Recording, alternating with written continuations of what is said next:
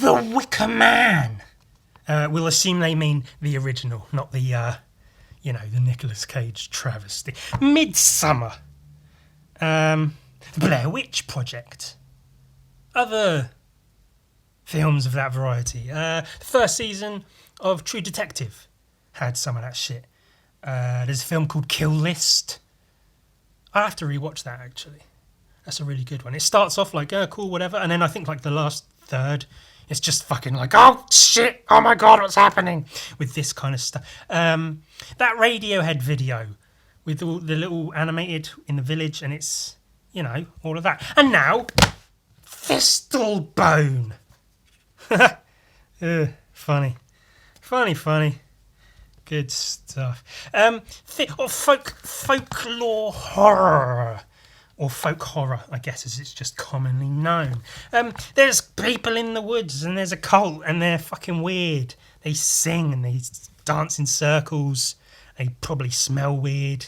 Got funny animal masks and shit. Cults. I like cults. I was basically raised in one. So it's a subject matter that's, well, not dear to my heart, but, I'm interested in it. It's interesting. Cults. Spoiler. There's cults and shit in this. Oh, they got a girl tied up in the barn.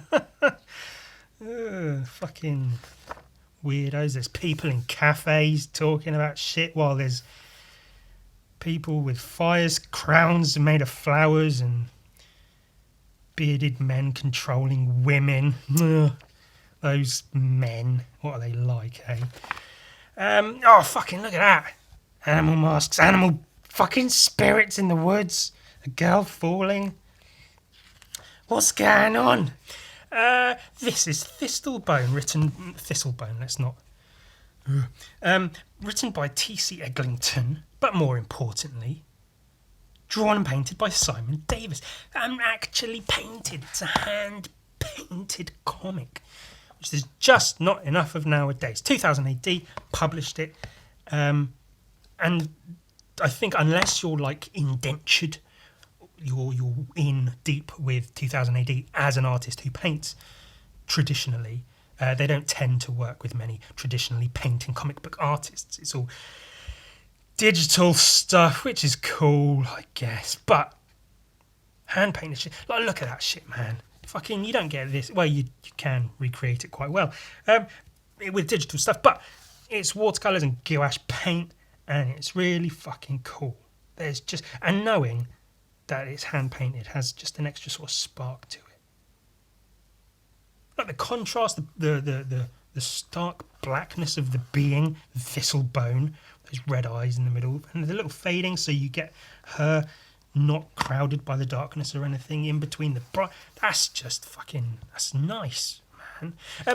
It's a story about girl who was involved with a cult. I don't know if she was captured, or I have actually read this. It's one of the few comics I've actually read. It's a new book, which I rarely get, and it's something I've read, which is rare. Wow! A girl gets involved with a cult, and then she escapes the cult. And then 20 years later, this arrives, and she's like, oh no, it's the cult. They must still be active. I've got to track them down. And then this lady's helping her out, and she's a writer. And they go to the place in the countryside where the cult was, and then weird things are happening. Look at all the green. How lovely. Look at those fucking paintings, man. Simon Davis is a, well, not just, he's a portrait artist, I guess, is what he does, but he also works in comic books. And you can absolutely fucking see his portraiture come through in his comic book work. He uses photo references for, references of people and shit. And, being that he's a portrait artist, it's to his benefit that he's very good at capturing likenesses. And the way he paints is really good because he uses lots of sort of like broad, blocky brush strokes with like a flat brush. And if you're painting like that, it's really easy to just sort of slap the paint down and then it sort of kind of looks like a face if you put it in the right place. But this shows you that you kind of, if you want to do it right, you have to be really precise. So he uses broad brush strokes, but he's not slapping them down. He's being very sort of, very precise with where he's putting them, how he's putting them, the colours and shit. Oh, there's a skull in her eye. I didn't see that before.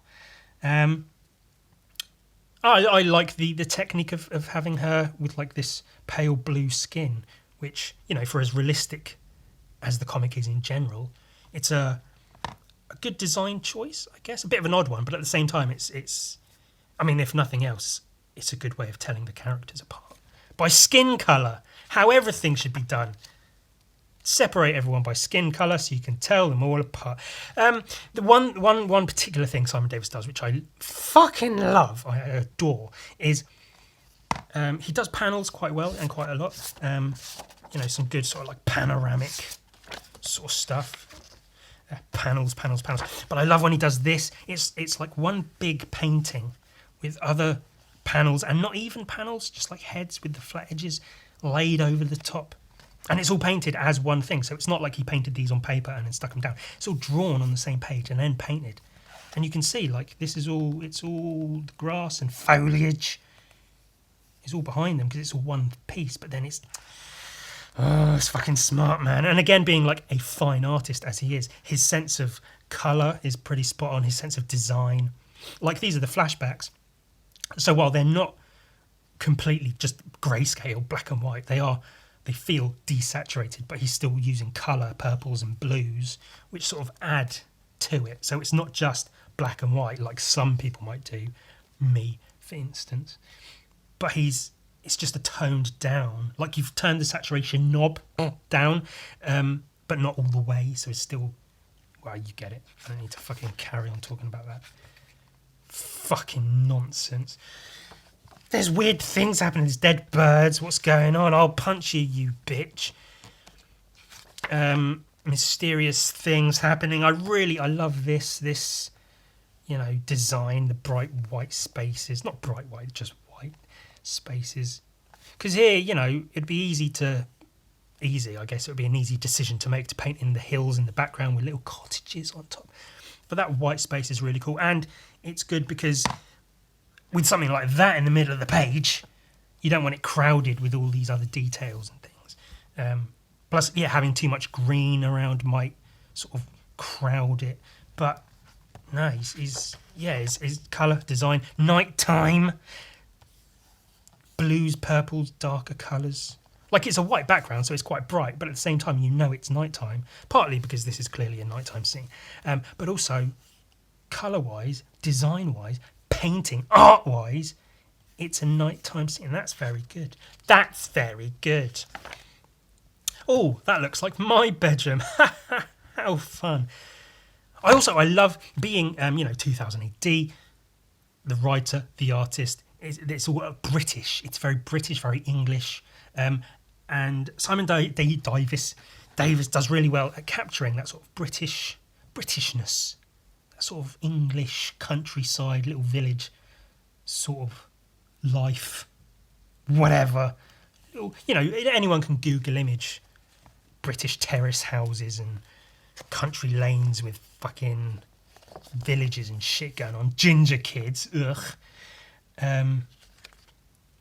But there's like these are like, you know, she's maybe not a chav, but just kids hanging out and writing kids is very up and down. If you get it right, cool, but it's very easy to get it wrong. This does it quite well. It visualises them quite well, and that's cool to see. It's you know, he's not painting like, I have no idea what I'm even talking about. You know, there's no skyscrapers and shit because it's grounded. Yeah, it's very grounded in reality, which brings me weird shit going on, man. Cults and pregnant rabbit ladies, eyes missing and foxes. The artwork is fucking stunning. It speaks for itself, really, doesn't it? The fact that it's even a full painted comic is pretty fucking fantastic. However, I do have a single criticism. This is a good example of that. Now, realistic comics, cool, but especially when they're photo referenced like this, like take a photo of someone attacking a person and someone being attacked by a person. In instances like this, it can feel a little bit static, maybe.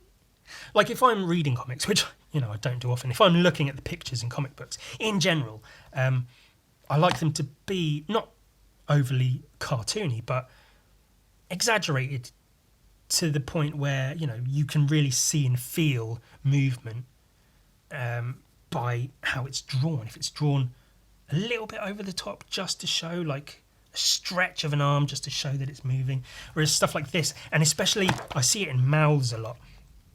There's quite a few sort of realistic comic book artists out there who will do this and even if you exaggerate proportions and muscles and stuff, if you keep your art style too realistic, you're constrained by human proportions, I guess. So if you might have a fucking alien character from space with weird, funny coloured costume attacking someone, but their arm is only moving as much as like a human arm could move, and their mouth, if they're screaming, will only open as much as a human mouth can open. And it does feel like this.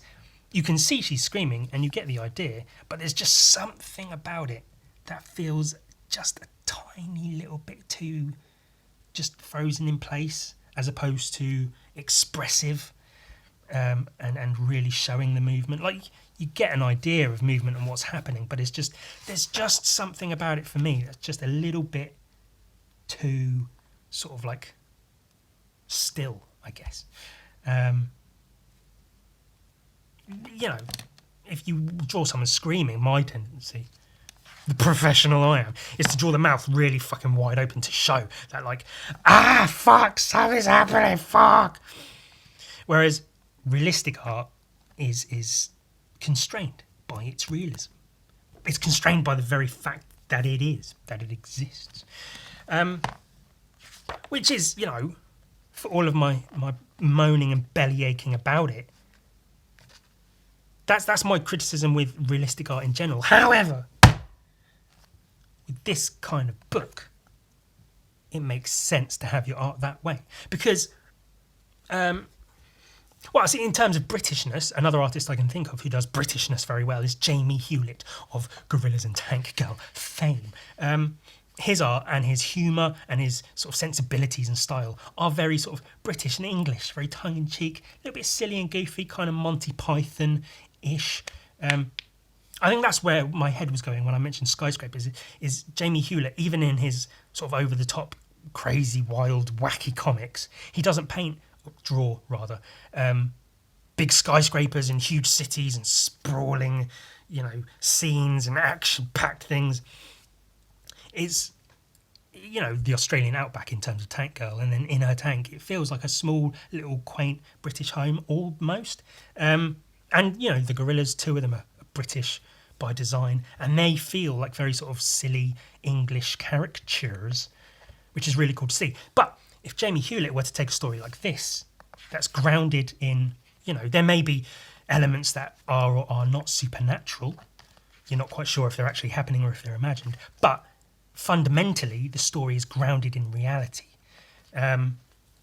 So if someone like Jamie Hewlett were to take a story like this, it might appear a bit too crazy, wacky, bonkers, banana shit off the wall for the story it's telling, which is quite a fairly serious story about a girl who suffered abuse at a young age, and she's returning to that place because she's had it come up again. Warning signs have come up. So she's returning to the place of her trauma to hopefully deal with it. With weird naked men praying to sticks. So, again, for all of my whining and moaning about realistic art, in a story like this, you kind of need it. Like all the films, Wicker Man, Midsummer and stuff, they're never shot in like a big Hollywood blockbuster kind of way, because that would detract from like the grounded sort of small tale that they're telling. Because they're often, they're based around like a small community of people in a village or a small wooded area. It's not, Japan, 1995, and then swoosh, this is what's happening in fucking New York at the same time, and Johannesburg, and whatever. It's a little wooded area in somewhere called Harrowvale, and it's a few fucking weirdos in dresses dancing around with flowers in their hair. So to have the realistic art is a plus for a book like this. You don't want it to be too wacky and over the top, because it might detract from the story, which, you know, I bash writers and stuff because words are, you know, boring. But it's a well written, a well constructed story, if not a little bit, like, it throws in so many, like, kind of cliches. You've got the animal masks, you've got, you know, she's looking through a history book about weird ceremonies and shit going on. There's obvious sort of nods to Blair Witch and that kind of thing. You got eyes being removed. I'm sure I've seen that in some other stuff. And yeah, the thing that shows up, the little bit of paper with the little, what they call a sigil on it. Have I gone past it? That thing, stuff like that, little weird drawn symbols, they show up. So there's a lot of like folk horror, cult film cliches used within this, but it's created its own world still. I think it sort of straddles a line between being kind of cliche but still creating its own world. It's like, you know, well, it's of a genre, isn't it? You can only make so many horror films that are actually original. So many, oh, there's a person living in the walls kind of films before they just get boring and tired. But this is a folk horror story. It's its own story. Spoiler warnings, I guess. That's some really, really cool lighting. Again, it's a really difficult thing to learn, but it's a basic thing to learn. But it takes something to actually learn the fact that if you're painting light, you've got to use colour. Like, you know, this is in the dark, it's at night time, but they're not painting a darker skin tone. They're painting in blues with the yellow contrast from fire, and then painting the colour of the fire as opposed to trying to paint light on a person with the blood and the contrast, the blue and everything. Shit. And yeah, spoilers, because she pulls a fucking eye out. What the fuck? Look at that shit. That's fucking cool.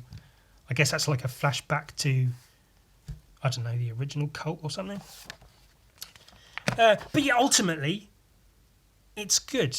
I was not blown away by it, but I was interested in it. I picked it up, and it held that interest. You know, I wasn't like, oh, cool, a thing about a cult, and then I put it down afterwards and was like, that was okay. I was like, yeah, this is good.